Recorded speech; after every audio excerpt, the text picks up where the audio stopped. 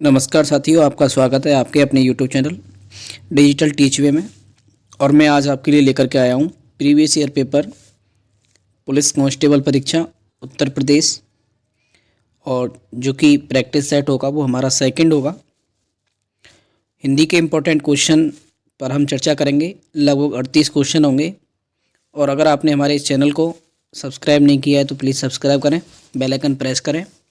और चलते हैं दोस्तों। सबसे पहला क्वेश्चन होगा हमारा, राजेश जोशी को साहित्य अकादमी पुरस्कार किस रचना पर प्राप्त हुआ। राजेश जोशी एक लेखक हैं जिनको साहित्य अकादमी पुरस्कार किस रचना पर, ये कवि भी हैं। तो इनकी जो कविता है ये दे रखी है, दो पंक्तियों के बीच नैपथ्य में सी मिट्टी का चेहरा एक दिन बोलेंगे पेड़। तो इनको मैं बता दूं आपको, राजेश जोशी को सन 2002 में, कब, सन 2002 में इनकी कविता दो पंक्तियों के बीच, इनकी कविता दो पंक्तियों के बीच के लिए साहित्य अकादमी पुरस्कार से सम्मानित किया गया है। किस पर मिला? दो पंक्तियों के बीच। किसको मिला? राजेश जोशी जी को। आगे चलते हैं दोस्तों। भोर बिहान निशांत, भोर बिहान और निशांत निम्नलिखित में से किसके पर्यायवाची है? अब ये कह रहा है दिन के हैं या शाम के हैं या संध्या के हैं या प्रभात के हैं। तो आप सभी जानते हैं भोर, भोर कब होती है? सुबह के समय होती है। तो दिन से इसका कोई मतलब है नहीं है, तो हटाओ। बिहान निशांत, बिहान निशांत को हमको पढ़ना ही नहीं है, भोर को पढ़ो ना आप। भोर सुबह से होती है, शाम का मतलब नहीं है, संध्या का मतलब नहीं है, जबकि किसका मतलब है? प्रभात का। तो इसमें राइट आंसर जो होगा वो होगा प्रभात, सुबह। तो मैं आपको बता दूं, दिन जो लिखा हुआ है, दिन के पर्यायवाची शब्द होते हैं बासर, दिवस, दिवा, प्रमाण। और जो शाम के पर्यायवाची शब्द हैं वो संध्या हो सकती है, सूर्यास्त का समय हो सकता है, काला हो सकता है, धुंधला हो सकता है, संध्या की। चलते हैं दोस्तों, आगे चलते हैं। नंबर 3 क्वेश्चन, कृत प्रत्ययों के संयोग से बनने वाली क्रिया को क्या कहते हैं? कृत प्रत्यय, आप समझते हो, कृत्य प्रत्यय के संयोग से जो क्रिया बनती है, यानी कृत प्रत्यय क्रिया या धातु के अंत में प्रयुक्त होते हैं। कृत प्रत्यय जो लगता है वो धातु के अंत में लगता है, और के अंत में लगता है, तो उसके संयोग से बनने वाली क्रिया को क्या कहते हैं? क्रिया को कहते हैं कृदंत क्रिया। ठीक है। अब ये सकर्मक क्रिया है। सकर्मक क्रिया के बारे में हम जाने, जिस क्रिया के कार्य का फल कर्म पर पड़ता है वो सकर्मक कहलाती है। पूर्व कालिक, जब कर्ता एक कार्य को करके तुरंत दूसरे कार्य में लग जाता है तो पहले समाप्त हुई क्रिया को पूर्व कालिक क्रिया कहते हैं। और नाम धातु क्रिया के बारे में अगर हम बात करें तो नाम धातु क्रिया जो धातु संज्ञा या विशेषण से बनती है, संज्ञा या विशेषण से जो धातु या संज्ञा विशेषण से बनती है तो उसे नाम धातु कहते हैं। जैसे संज्ञा हाथ, और हाथ से बना नाम धातु क्रिया हथियाना। ठीक है, आगे चलते हैं दोस्तों। तो नंबर 4, निम्नलिखित में से कौन सा विकल्प शब्द और उनके अनेकार्थक शब्दों की सही जोड़ी नहीं है? कौन सा? अंक, चिन्ह, भाग्य, कोट, किला, एक प्रकार का वस्त्र। ये क्या कहना चाहता है? क्वेश्चन को पढ़िए पहले। कौन सा विकल्प शब्द और उनके अनेकार्थक शब्दों की सही जोड़ी नहीं है?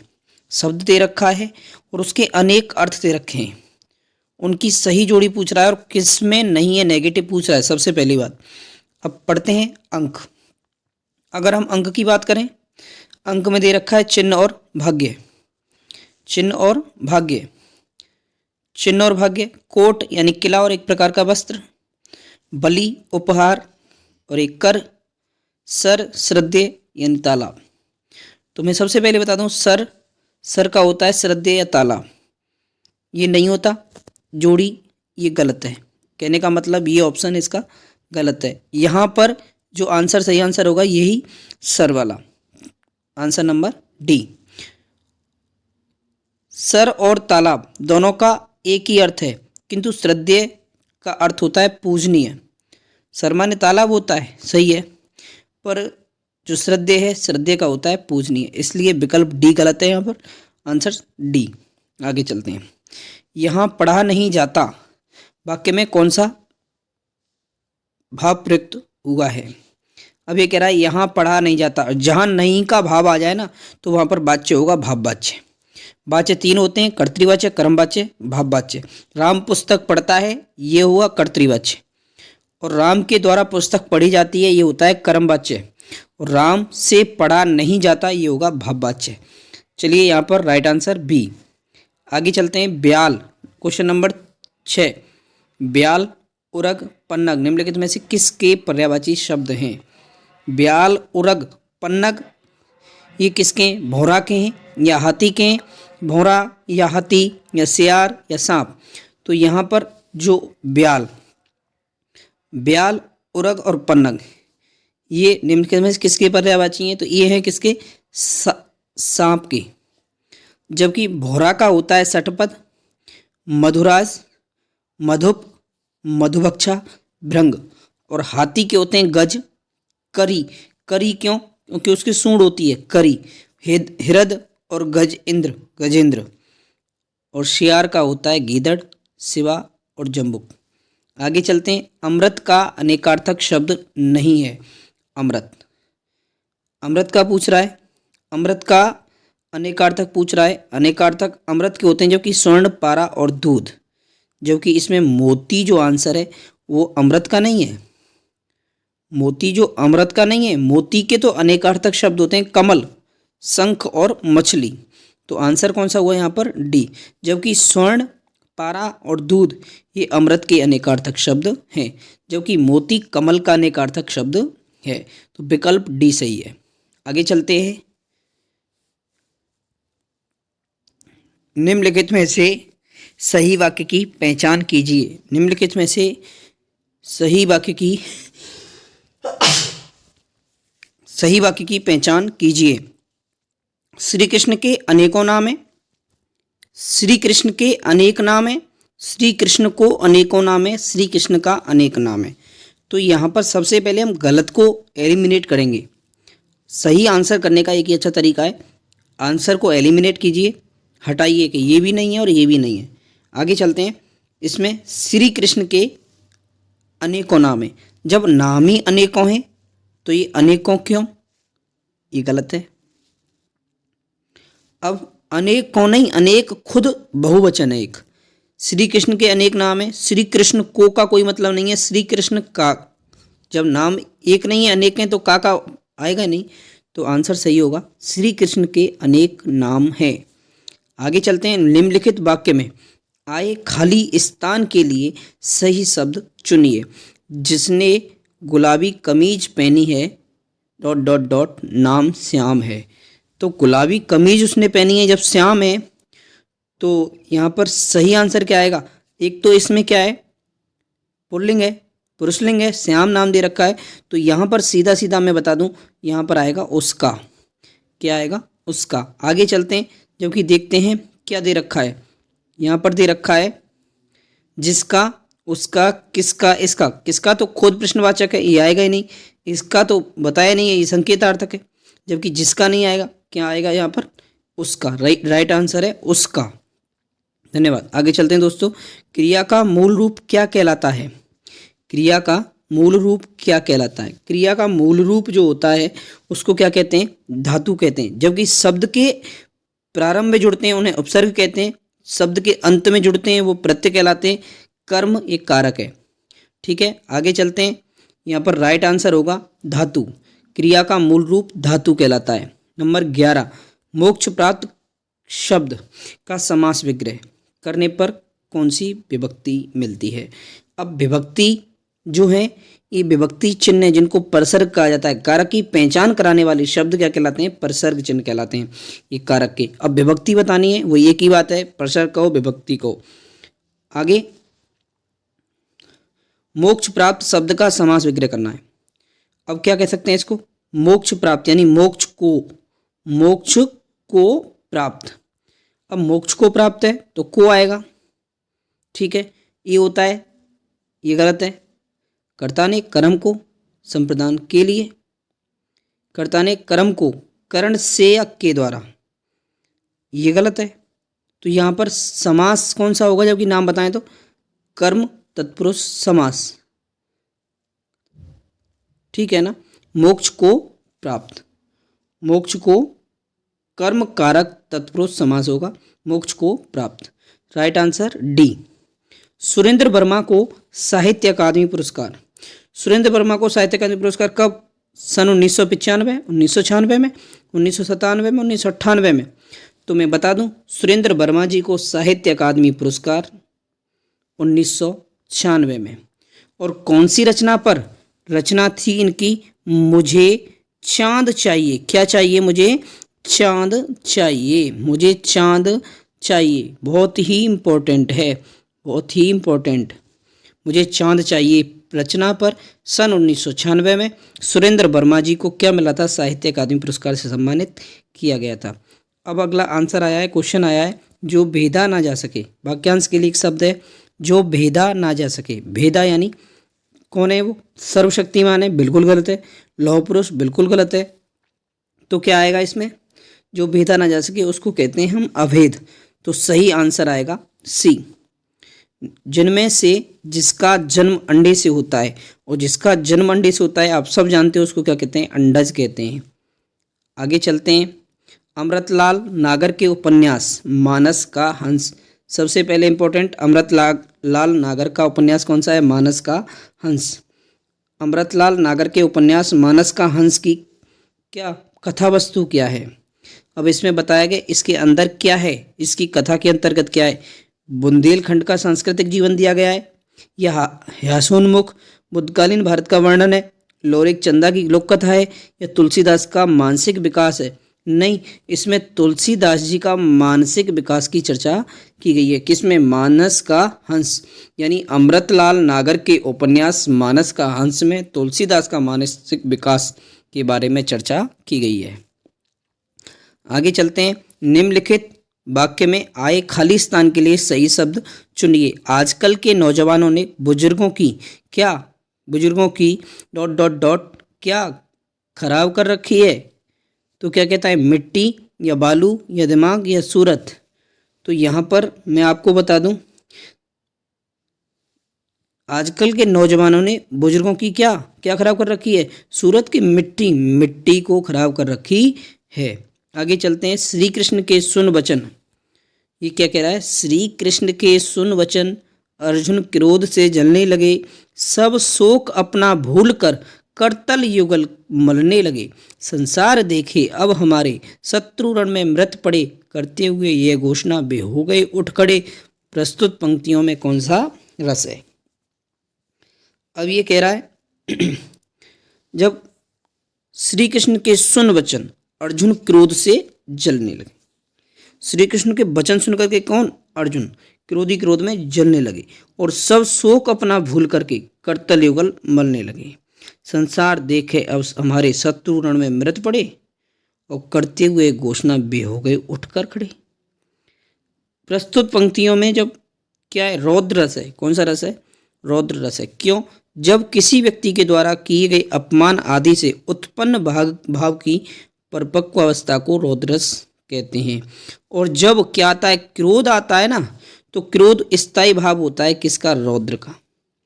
इसका स्थायी भाव क्रोध होता है। रौद्र रस का क्रोध क्या होता है? स्थायी भाव होता है। जब क्रोध हो रहा है तो क्या आएगा? रौद्र होगा। आगे चलते हैं। निम्नलिखित में से असत्य कथन की पहचान कीजिए। अब ये कह रहा है व्यंजन वर्गों के तीसरे, चौथे और पांचवें व्यंजन सघोष हैं। व्यंजन वर्गों के पहले और दूसरे व्यंजन अघोष हैं। समस्त स्वर घोष ध्वनियां हैं। सभी विसर्ग सघोष हैं। अब इनमें से क्या पूछ रहा है? तो इनमें से पूछ रहा है असत्य कथन। ये सभी विसर्ग है ना, ये गलत है। सभी विसर्ग सघोष नहीं होंगे। आगे चलते हैं। तुलसीकृत शब्द का समास विग्रह करने पर करण कारक की कौन सी विभक्ति? तुलसीकृत। और इसका जब हम वो करेंगे समास विग्रह तो आएगा तुलसी द्वारा कृत। तो इसमें होगा क्या? करण तत्पुरुष समास। तो राइट आंसर ए। इनमें से उसी समय का को व्यक्त करने वाला कौन सा एक शब्द है? उसी समय। तो उसी समय का अर्थ निकलता है तत्काल। तत्काल होता है तुरंत, और उस समय तुरंत एक ही बात। तत्सम इसका आंसर आएगा कौन सा? तत्कालीन, उसी समय। हम जैसे बोले कि 2019 के समय कौन प्रधानमंत्री? तो नरेंद्र दामोदर दास मोदी, तत्कालीन प्रधानमंत्री। चैन की बंसी बजाना मुहावरे का सही अर्थ होगा। चैन की बंसी बज रही है, कहते हैं ना भाई क्या हाल है, चैन की बंसी बज रही है, तो क्या है भाई, हम सुखी हैं। तो सुख से रहना यानी धीरे धीरे काम करना, गलत बात पर अड़े रहना नहीं, प्रतीक्षा करना नहीं, सुख से सुख रहना यानी सुखी रहना, चैन की बंसी बजाना। आगे चलते हैं, यानी वाक्य प्रयोग में अगर हम किसको कह सकते हैं, तो जब से मोहन की सरकारी नौकरी लगी है वह चैन की बंसी बजा रहा है यानी सुखी है। निम्नलिखित में से कौन सा विकल्प वाक्यांश और उनके लिए एक शब्द की जोड़ी नहीं है? जो बहुत बोलता हो उसको क्या कहते हैं? जो बहुत बोलता हो वाचाल, बिल्कुल सही है, और गलत ढूंढना है हमको। जो कुछ नहीं जानता हो अज्ञेय, बिल्कुल सही है, और जो मापा ना जा सके अपरिमेय, और जो अनुकरण करने योग्य हो, तो अनुकरण योग्य तो होगा अनुकरणीय, तो ये विश्वसनीय तो विश्वास करने योग्य होगा। तो राइट आंसर जहाँ पर जो माना जाएगा वो माना जाएगा डी। लोग भूल गए हैं पर साहित्य अकादमी पुरस्कार पाने वाले कवि हैं गिरजा कुमार माथुर, रघुवीर सहाय, कुंवर नारायण त्रिलोचन। लोग भूल गए हैं, इसके जो कवि हैं वो है रघुवीर सहाय। कौन है? रघुवीर सहाय, जिसके लिए सन 1984 में, नोट कर लेना, सन 1984 में इनको साहित्य अकादमी पुरस्कार से सम्मानित किया गया। निम्नलिखित में से कौन सा उपन्यासकार साहित्य अकादमी पुरस्कार से सम्मानित नहीं है? तो मैं आपको बता दूं, मन्नू भंडारी जी ऐसी हैं जिनको साहित्य अकादमी पुरस्कार से सम्मानित नहीं किया गया है, जबकि जैनेन्द्र कुमार, भगवती चरण वर्मा, अमृतलाल नागर को साहित्य अकादमी पुरस्कार से सम्मानित किया गया है। चाबुक निबंध संग्रह के रचनाकार हैं। चाबुक निबंध सूर्यकांत त्रिपाठी निराला, सूर्यकांत त्रिपाठी निराला के द्वारा रचा गया निबंध है। इसके रचनाकार, चाबुक के रचनाकार कौन है? सूर्यकांत त्रिपाठी निराला। भाव विलास और रस विलास, भाव विलास और रस विलास कृति के लेखक हैं। भाव विलास और रस विलास कृति के लेखक कौन है? देव हैं। कौन है? देव हैं। सही आंसर देव। आगे चलते हैं 27वां क्वेश्चन। निम्नलिखित में से कौन सा विकल्प सुमेलित नहीं है? अनुप्रास अलंकार समान व्यंजनों की आवृत्ति हो, श्लेष एक शब्द के दो या दो से अधिक अर्थ निकलें। क्या पूछ रहा है? सुमेलित नहीं है, सही नहीं है। उत्प्रेक्षा उपमेय में उपमान की कल्पना या संभावना प्रकट की जाए। और आगे है इसमें जहाँ उपमान में उपमेय का संदेह प्रकट किया जाए। तो इसमें जो सही आंसर होगा वो होगा डी, जो इसको यहाँ पर जो गलत है। कौन सा? संदेह। जहाँ उपमेय में उपमान का संदेह, उपमान में उपमेय का नहीं, जहाँ उपमेय में उपमान का, ये पहले आएगा इसमें। उपमेय का उपमान में संदेह प्रकट किया जाता है, वहाँ संदेह अलंकार होता है, इसलिए यहाँ पर आंसर होगा डी। आगे चलते हैं। गंगा मैया उपन्यास के लेखक हैं। गंगा मैया उपन्यास के लेखक कौन है? भैरव प्रसाद गुप्त। और जो गंगा मैया उपन्यास है इसके लेखक भैरव प्रसाद गुप्त हैं। यह एक लघु उपन्यास है। इस उपन्यास में ग्रामीण जीवन के संघर्ष का सहज व स्वाभाविक वर्णन किया गया है। किसके? ग्रामीण जीवन से संबंधित है गंगा मैया उपन्यास। किसका? भैरव प्रसाद गुप्त। निम्नलिखित में से सही वाक्य की पहचान कीजिए। वे धीमी स्वर बोला, वह धीमे स्वर में बोला, वह धीमे स्वर में बोला, यानी वह धीमे स्वर में बोले, वे धीमे स्वर में बोला। ये तो वे धीमे स्वर में बोला तो गलत। वह धीमे स्वर में बोला, वह धीमे स्वर में बोले, वे धीमे स्वर बोला, ये भी गलत है। तो मैं आपको इसमें सही आंसर बताऊं, 29, वह धीमे स्वर में बोला, इसका आंसर होगा सी। आगे चलते हैं। निम्नलिखित में से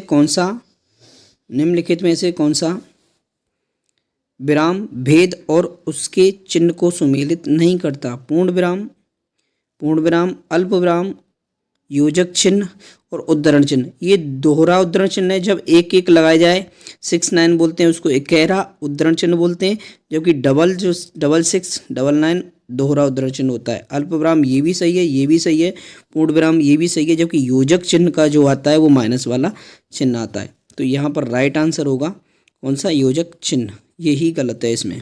सांप छछूंदर की गति होना मुहावरे का सही अर्थ है। सांप छछूंदर की गति होना ये एक मुहावरा है, इसका अर्थ पछताना, असमंजस में पड़ना, घबरा जाना, होश उड़ जाना। तो सांप छछूंदर की गति होना ये होता है असमंजस में पड़ जाना। किसमें, असमंजस में पड़ जाना। अगर हम इसका वाक्य में प्रयोग करें तो सास बहू के झगड़े में माँ की ओर से बोलूं या पत्नी की ओर से बोलूं, मेरी तो सांप छछूंदर की सी गति हो गई है। सांप छछूंदर की गति यानी असमंजस में पड़ जाना। नंबर 32, व्यंजनों में नासिक के व्यंजन है ना, च, स और ड। नासिक के व्यंजन, इसमें से वैसे नासिक के व्यंजन है ऑप्शन नंबर ए, ना। नासिक व्यंजन उन्हें कहते हैं जिनमें मुंह से वायु निकलने पर अवरोध उत्पन्न होता है, उन्हें नासिकाओं से निकलने की छूट होती है। जो कि पंचम वर्ण जो होते हैं वो नासिक के व्यंजन कहलाते हैं। सही आंसर ए। आगे चलते हैं। निम्नलिखित अनुच्छेद को पढ़कर उसके नीचे दिए गए प्रश्नों के उत्तर दीजिए।